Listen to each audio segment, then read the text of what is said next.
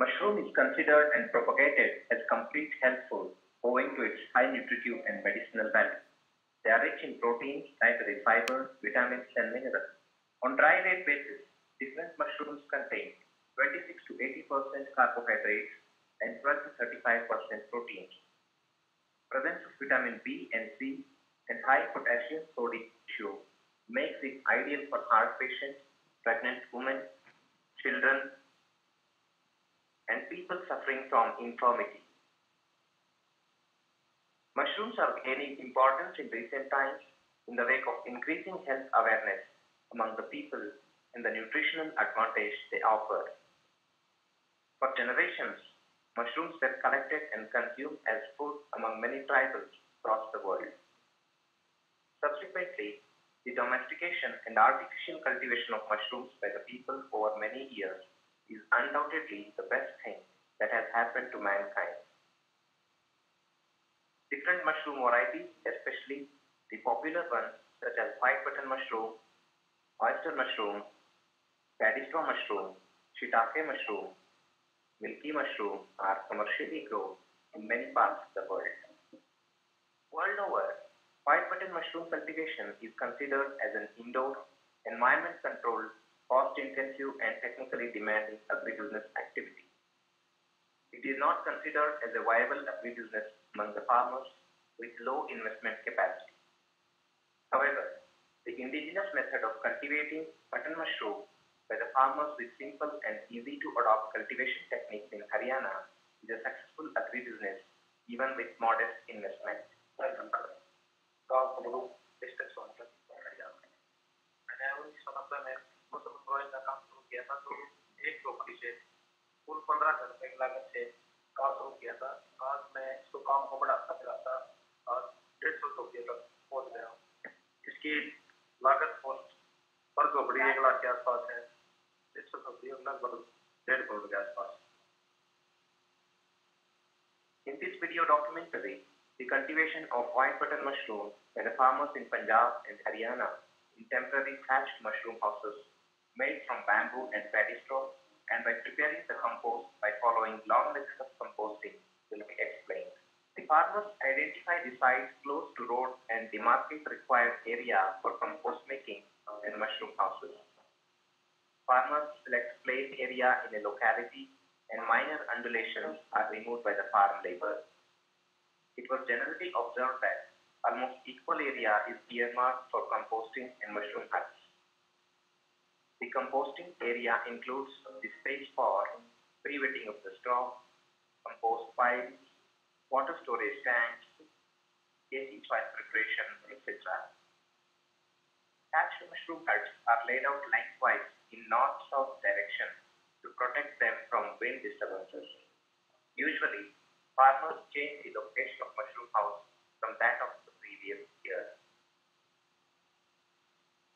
In Haryana and Punjab, the temporary thatched houses are erected using mainly bamboo, paddy straw, and polythene sheets. Varying number of such huts are juxtaposed in the space available in their field. Now, we will see a single hut from a series of huts for understanding its structure and design.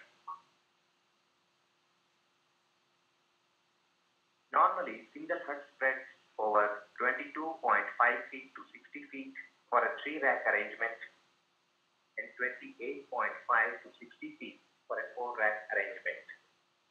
The poles of either eucalyptus or bamboo of 8 to 10 feet height and 11 to 13 centimeter diameter are used along central lines, which forms borders for each hut. These poles are firmly inserted in the soil up to 1.5 to 2 feet, leaving about 7 to 8 feet above the ground at a distance of 6 to 8 feet interval. Similar poles, but of higher length of 12 to 14 feet, are inserted lengthwise at the middle of the hut, which forms the lengthwise spire for the entire hut. Hence, a total of 21 to 30 such poles are required to form the frame of the entire hut. All along the length of the hut, series of bamboos of 9 to 10 centimeter diameter are systematically placed and tied closely from the middle line to the border lines at the top, creating a gradual slope. Series of bamboo poles on the top, laid parallel from middle line to border line, hold the thatched roof and avoid wading of polythene sheet placed to prevent entry of rainwater into the hut. Usually, a series of bamboos on the top are placed an interval of 1 to 1.5 feet apart. Some farmers strengthen this roof by making a net of synthetic ropes intertwined between bamboos along the length of the roof. Such wires will help to prevent the wading of polythene sheet or straw, which is placed on the roof to protect from rain and sunlight and also to serve as insulating material. This will complete the skeleton of the hut, which will be covered with thin polythene sheet and overlaid with paddy straw all over the roof. All sides of the hut are similarly covered with straw, leaving the door space. Each hut comprises 3 to 4 racks, and each rack in turn is divided into 3 to 4 vertical shelves. The racks are laid, leaving 2 to 2.5 feet space for recess from the border of shed and also between each rack. For erecting each rack, the bamboos of medium diameter, that is between 9 to 10 cm, are cut into equal lengths of 7.5 to 8 feet. Such poles are vertically inserted in parallel lines, keeping the width of the rack constant. These poles are firmly inserted 1 to 1.5 feet in the soil, leaving about 6 feet above the ground at an interval of 3 to 3.5 feet along the length of the entire hut. Such parallel lines of bamboo will be used to create the shelves at a height of 1 to 1.25 feet interval. Frame of an individual shelf is made by tying thin bamboo along the length and width of the rack. However, the first shelf is usually positioned at a height of about 1.5 feet from the ground level. These shelves are strengthened by tying 2 to 3 lines of thinner 22 to 25 feet long bamboo sticks lengthwise at a distance of 9 to 12 inches along the width of the shelf. So most of the farmers make 3 shelves in a rack, making 4 shelves is also observed. The mushroom growers across the region give due care to the compost due to its significant role in mushroom production and productivity. The growers in Haryana and Punjab generally start their first lot of composting in the month of October. Though farmers adopt different proportion of raw materials, the most commonly used combination of raw materials is as given: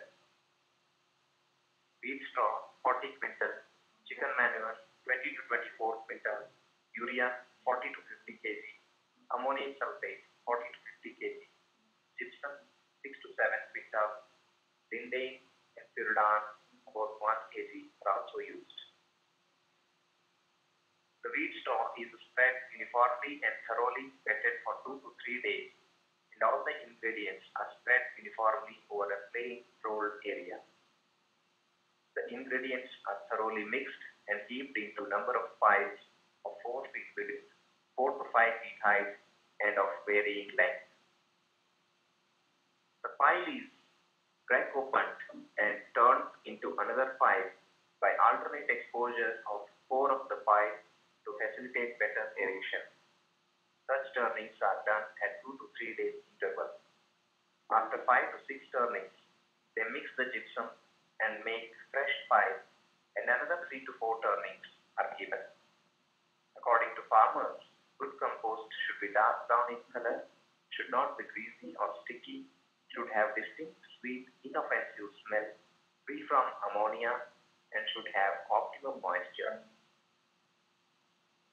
If the compost appears sticky and greasy, they give another turning to facilitate evaporation of extra moisture from the compost pile. If the compost appears too dry, they spray additional water. The prepared compost is mixed with the mushroom spawn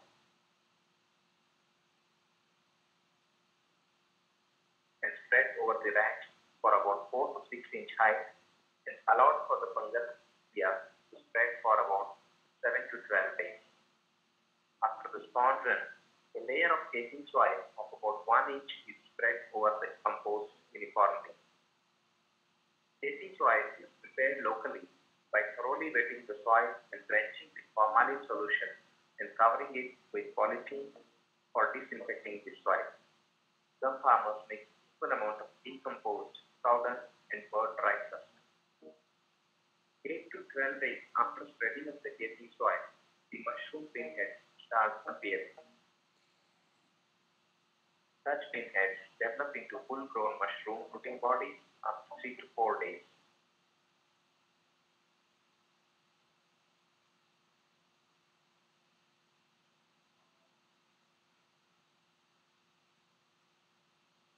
The mature fresh rooting bodies are harvested usually in the evening hours.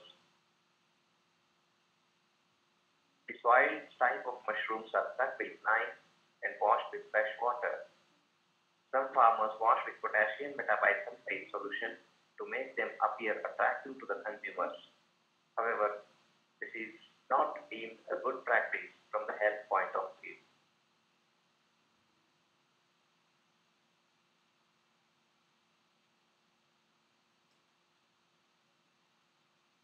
The harvested mushrooms are transported in bulk to nearby big vegetable markets. The transportation is done usually in the night to retain freshness of the mushrooms. The farmers, though, are largely successful in seasonal cultivation, they fall short of ideal mushroom farming. रहने वाला Sonbhadra district Haryana और सन 2004 से जो है mushroom का काम कर रहा हूँ। मैं पहले छोटी स्केल पर काम करता था 4-5 साल लगा के, लेकिन मशरूम के अंदर एक अच्छी इनकम सोर्स लगा तो आज मैं 27 वीडियो बना के काम कर रहा हूँ और 50 से 55 आदमियों को जो है रोजगार दे रहा हूँ। और मशरूम से मेरे को अच्छा बेनिफिट है और सन 2014 में जो है भारत सरकार ने मेरे को सम्मानित किया, अवार्ड दिया 10 सितंबर को। और मैं कहूँगा कि मशरूम को ज़्यादा से ज़्यादा आदमी लगाएं और बीमारियाँ रहता है, लेकिन हम जो साफ ऐसे जान करके अपना काम करेंगे तो अच्छा बेनिफिट है। Better hygiene is around the farm, avoiding the use of excessive pesticides and pesticides. They can supply quality fresh mushrooms to the consumers in the nearby urban markets. The washing of fresh mushroom with potassium metabisulfate is not recommended